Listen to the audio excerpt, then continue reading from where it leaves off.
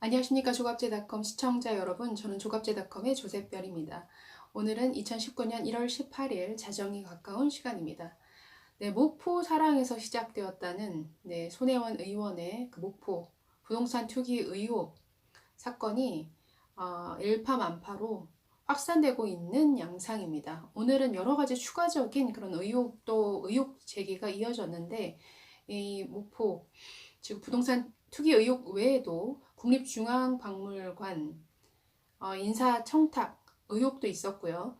또 손혜원 의원의 부친이 독립유공자로 선정되는 과정에서의 의혹 제기도 이어졌습니다. 자, 이러는 가운데 오늘은 KBS에 대해서 얘기를 하려고 합니다. 자, KBS는 이 문제에 있어서 가장 소극적으로 오히려 손혜원 의원의 입장을 보다 더 충실히 전달하는 듯한 이런 보도를 해왔는데요. 그랬던 KBS가 오늘 KBS 메인 뉴스 프로그램인 KBS 뉴스9에 손혜원 의원을 직접 출연시켜서 약 10분 정도 인터뷰 방송을 진행을 했습니다. 10분 동안 앵커가 질문하고 손혜원 의원이 답변하는 이런 방식의 뉴스를 내보냈는데, 그거를 보면서 굉장히 문제점을 많이 느꼈습니다. 지금 이 부분에 대해서는 그 방송을 봤던 많은 네티즌들도 분노하고 있는데, 이 뉴스 네이버에 올라온 이 뉴스에 달린 댓글들만 잠깐 읽어드리면 이런 반응입니다. 네, 진짜 어용방송 KBS답다. 앵커는 제대로 질문도 못하고 국회의원 지위를 이용한 부분은 본인이 부인하니까 추가 질문도 못하고 손 의원 변호방송 해주는 거냐? 이 댓글에 가장 많은 공감, 470건의 공감이 지금 붙어 있습니다. 이 외에도 KBS가 부끄럽고 창피하다, 주도권을 잡아야 할 앵커가 손혜원에게 쩔쩔매고 어쩔 줄 몰라 하네, 봐주려고 부른 건가? 기본이 안 된 여자네, 앵커 말을 막고 가로채고 앵커는 더듬거리고. 제가 느낀 그대로 지금 이분이 말씀을 하시고 계신데요.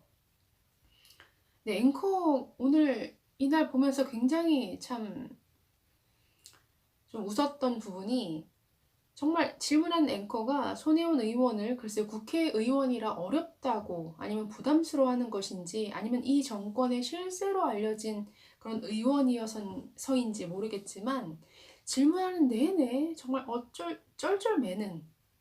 그래서 대부분 앵커는 질문을 끝까지 못합니다. 바로 아주 말을 끊고서 답변이 바로 들어오는 손혜원 의원 때문에. 그래서 이분도 이렇게 쩔쩔맸다, 앵커가 어쩔 줄 몰라 한다, 이런 식의 표현을 쓰시고 있는 것 같습니다. 이외에도 많은 비판이 달렸습니다. 신재민, 김태우 씨한테도 손혜원처럼 이런 자리 마련해줘라. 왜? 공영방송이라며. 그러니까 공평하지 못하다라는 거죠. 다른 사건이 불거졌을 때 그 당사자들을 출연시킨 적은 없으면서 왜 특별히 이 사건에 대해서만 이렇게 KBS가 손혜원 의원을 출연시켜서 마치 정말 변호의 기회를 주는 이런 방송을 내보내느냐 하는 그런 문제제기인 것 같습니다. 그래서 이 네티즌들의 반응처럼 저도 이 뉴스를 보면서 굉장히 많은 좀 문제점이 느껴졌는데요. 자, 첫 번째는 아까 말씀드린 것처럼 앵커가 정말 상대방을 너무 어려워하고 정말 쩔쩔매는 이런 분위기 속에서 제대로 효과적으로 질문하지 못했던 것 같습니다. 그래서 질문을 했을 때, 그러니까 질문의 방향 자체는 맞았던 것 같은데요. 손혜원 의원이 답변을 하면 그 답변 중에는 사실이 아닌 부분도 많았습니다. 그런데 그걸 지적하지 다시 재질문을 해서 지적을 해야 되는데 그 부분에 대한 준비가 전혀 안 되어 있었던 것 같습니다. 자, 조금 한번 이날 있었던 인터뷰 내용 몇 개만, 워낙에 10분이 넘는 시간 동안 방송이 됐기 때문에 인터뷰 내용이 워낙 많았습니다. 그리고 손혜원 의원의 답변, 그리고 설명이 너무 길었고요. 그래서 그걸 다 전해드리지 못하고 몇 가지만 알려드리면, 자, 첫 번째, 앵커가 이렇게 질문을 합니다. 팩트를 확인하죠. 목포에 손해원 관련된 건물이 처음에는 9채 얘기 나왔다가 14채가 나왔다가 지금 20채까지 나왔습니다. 정확히 규모가 어떻게 됩니까? 이렇게 질문하니까, 채로 하면 복잡하고요. 규모로 해서 저도 최근에 따져봤는데 규모만 전체 하면 300평 남짓 되는 것 같아요 라고 하면서, 채로 하지 말고 평수로 해달라 라고 이렇게 얘기를 하는데, 뒤에 질문 보니까 앵커가 이렇게 질문합니다. 남편분의 재단 명의로 산 건물만 말씀하시는 거냐? 네. 지인들 건물은요? 라고 물으니까, 여기서 지인들까지 얘기할 필요가 있을까요? 제가 300명 정도한테 사자고 얘기했고, 산 사람들이 우리 조카 둘과 증여를 통해 산 사람들과 그 밖에 몇 명인데 그 사람들을 저한테 포함시키는 것은 문제가 있다고 생각합니다. 이렇게 제가 책임질 일만 말씀하시면 좋겠습니다. 모든 언론이 이렇게 답을 합니다. 여기서 더 질문을 했어야죠, 이 앵커는. 지인들까지 얘기할 필요가 있을까요? 라고 답을 했는데, 필요가 있죠. 이게 문제의 핵심이죠. 손혜원 의원뿐만 아니라 지금 그 지인들은 누굽니까? 이 손혜원 의원의 조카 2명의 남편이 대표로 있는 재단, 그리고 전 보좌관의 남편, 보좌관의 딸, 이런 지인들이 동원이 됐거든요. 문제가 되죠. 왜 문제가 되느냐? 법에 저촉이 됩니다. 부패방지법 제7조 2항을 저는 이 앵커가 알고 언급했어야 된다고 생각하는데, 이거에 대한 질문은 없었습니다. 근데 부패방지법 제7조 2에 의하면 모든 공직자는 업무 처리 중 알게 된 비밀을 이용해서 재산상의 이익을 취득하거나 또 제3자로 하여금 취득하게 해서는 안 된다라고 규정을 하고 있습니다. 그래서 이 법을 어겼을 경우에는 같은 법 제86조에 따라서 7년 이하의 징역 또는 5천만 원 이하의 벌금, 꽤나 무거운 중형으로 다스리는 그런 범죄입니다. 그렇기 때문에 이 사건에 있어서는 본인의 어떤 국회의원의 신분을 이용한 압력 행사, 아니면 그 지위에서 얻은 정보를 가지고 제3자인 그 지인들이 이익을 얻게끔 어떤 그러한 행위를 했느냐가 굉장히 중요한 사건이죠. 그렇기 때문에 지인들까지 얘기할 필요성이 이러이러한 문제 때문에 있다. 이 점에 있어 중요하다. 앵커가 지적을 했었어야죠. 그런데 그냥 넘어갑니다. 자, 두 번째는 또 이런 부분도 있네요. 뭐 직접 가서 어떤 건물을 보고 산 것이냐, 뭐 본 것도 있고, 뭐 아닌 것도 있다. 이렇게 얘기를 하는데, 조카들한테 증여한 것은 그들이 보면서 같이 봤고요. 그리고 조카 한 사람은 어머니하고 일을 한 것이고, 이렇게 답을 합니다. 그러면 조카 한 명은 본인은 이 거래 자체를 몰랐다라고 하죠. 당시 군 복무 중이었고, 본인의 엄마가 그냥 인감도장을 달라고 해서 줘서 이렇게 거래가 이루어졌다. 그렇기 때문에 차명거래 의혹이 제기가 되고 있고, 이것은 부동산 실명제법 위반으로 이어지는데, 이 부분에 대해서도 그냥 답만 보고 넘어갑니다. 자, 세 번째는 또 이런 부분이 나왔어요. 앵커가 이렇게 말합니다. 직접 가서 보고 사신 건데 아무리 재단 명의라고 해도 국회의원 신분으로 직접 매입에 관여하신 거고, 앞서 보도에서도 봤습니다만 상임위에서 예산 증액 얘기도 하셨어요. 그렇다면 공직사로서는 충분히 오해받을 만한, 또 질문이 잘립니다. 답변이 바로 이렇게 들어와서 이렇게 답합니다. 손 의원은 제가 한 게 아니고 박지원 의원이 본인께서 하셨다고 했잖아요. 저는 한 적이 없습니다. 그러니까 본인은 이 건과 관련한 어떤 예산 증액을 얘기한 적이 없다. 그러면서 각자 자기 지역 것들 가져오시는데 저는 제 지역구만 하기에도 바빴고요. 이렇게 얘기를 하는데, 이분의 지역구는 마포죠. 자, 그런데 이분은 어떤 예산 증액 얘기를 한 적이 없다. 박지원 의원이 얘기한 거다라고 이렇게 답변을 했지만 이건 사실과 다릅니다. 이거에 대해서 이 앵커는 알고 있었어야죠. 몰랐을까요? 근데 여러 차례 손혜원 의원은 국회에서 목포 굉장히 여러 번 언급을 합니다. 국정감사에서, 예결 소위에서 아주 여러 장소에서 이 지역에 대한 지원, 예산 증액을 끊임없이 얘기를 했습니다. 한 가지만 보면요.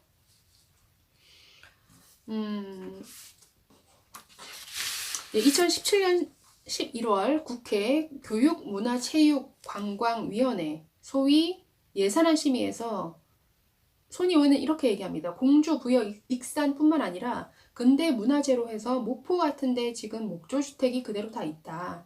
지금 이 네 군데만 해도 정말 몇백억 예산이 들어가도 모자랄 정도로 할 일이 많다. 이렇게 얘기를 합니다. 또 예결 소위에서는 동양화 전문 국립현대미술관 진도관 건립비 예산 3억 원 이 안건이 올라왔습니다. 그런데 이렇게 얘기합니다. 제가 보기에는 진도관보다는 어찌 보면 광주나 목포 같은 데가 더 맞지 않느냐 하고 하면서 목포를 다시 언급합니다. 네. SBS 보도에는 SBS에서 확인한 것만 6차례 이상 국회에서 목포 근대 문화재와 이에 대한 예산 지원의 흐름에서 발언한 바가 있다라고 보도를 했습니다. 그렇기 때문에 이 KBS 앵커는 사실이 아닌 대답을 듣고 재차 질문을 다시 했어야죠. 이렇게 얘기를 하지 않았습니까? 예산 증액에 대해서 얘기한 것으로 나오는데 왜 사실과 다르게 얘기를 하십니까? 라고 질문을 했어야죠. 그러나 그런 질문은 없었습니다. 네, 핵심적인 질문도 사실은 했어요. 이 앵커가. 선의로 하신다고 하셨는데 이런 지적도 있습니다. 그게 투기냐 아니냐를 떠나서 국민이 공적으로 부여한 국회의원으로서의 권한을 사적인 이익을 위해서 그러니까 또 질문을 끝까지 못하면서 답변이 바로 또 들어옵니다. 제 권한이 사용됐나요? 앵커는 손 의원뿐만 아니라 지인들의 어떤 사적인 이익을 위해서 사용된 게 아니냐 하는 이런 의혹이 있다. 이런 질문을 다시 합니다. 자, 손 의원 답변. 지인들은 이 일 때문에 온 게 아니고 그 거리가 뭔가 한 가지 정체성을 가진 자들이 들어와서 가게를 하면서 할 수 있다는 것 때문에 사실 끌린 겁니다. 그게 이익을 앞에 놓고 한 사람은 없습니다. 그러니까 몇 명이 안 되겠죠. 네, 지인들의 사적인 이익이 전혀 없었다? 예, 이익을 바라지 않고 가게 문을 연다고요? 이거는 말이 안 되죠. 자, 권한의 문제. 국회의원으로서의 권한을 사용했느냐라는 질문을 또 다시 합니다. 지역을 살리겠다, 좋아질 것이다. 네, 순수하죠. 그런데 그 지역을 실제로 더 좋게 만들 수 있는 권한이 있으신 정치인이, 그러니까 그 권한을 가진 정치인이 그 지인들의 이익을 위해서 이렇게 어떤 공적인 일을 하면 되겠느냐, 왜 공사를 구분 못하고 하면 되겠느냐 하는 이런 질문이었던 것 같은데 이렇게 대답합니다. 그 권한이 어떻게 저한테 있습니까? 그건 제 지역구가 아니고요. 저는 항상 주말에 내려갔습니다. 한 달에 한 번 정도. 그 이후에 답변들은 이 지역을 살리기 위한 그런 순수한 의도에서 그랬다라는 답변이 길게 이어집니다. 자, 권한을 가지고 여러 번 언급을 하셨죠. 아까 읽어드린 부분도 있었고 또 여기 하나 또 더 있네요. 지난해 10월 국정감사에서도 네, 이때는 이 지역이 이미 등록 문화재로 지정된 이후 한 달 이후입니다. 그때 국정감사에서 이렇게 얘기합니다. 목포에 아주 옛날에 63년도에 만들었던 아주 형편없는 여관을 아는 사람들을 설득해서 여기를 숙소로 한번 만들어 봤어요. 외국인들한테 열광적으로 팔려나가고 있어요. 아주 선전을 합니다. 이 선전을 한 이 여관은 조카 한 명이 명의자로 되어 있는 바로 창성장이라는 그 게스트하우스입니다. 네. 네, 여러 번 본인의 권한, 교육문화체육관광위원회 소속이라는 그 지위를 이용해서 공식적인 자리에서 문화재청을 상대로, 한국관광공사를 상대로, 네, 뭐 국립중앙박물관을 상대로 여러 번 자신과 관련이 있는 지역에 대한 언급을 굉장히 많이 이분은 했습니다. 그래서 사실 정말 이 문제는 핵심이죠. 자연인 손혜원이 뭐 목포에 집을 몇 채를 사든 10채를 사든 100채를 사든 사실 무슨 상관입니까? 자연인 손혜원이라면 조카에게 뭐 1억을 증여했던 10억을 증여했던 아니면 재단을 가지고 무슨 박물관을 만들었던 무슨 상관입니까? 문제는 이분의 신분이 국회의원이라는 것이죠. 국회의원으로서의 손혜원이라는 사람이 할 일과 하지 말아야 될 일을 구분해서 했느냐, 그리고 하지 말아야 될 일을 함으로써 법에 조촉되는 그런 부분이 있느냐 없느냐를, 그게 지금 제일 핵심적인 것이죠.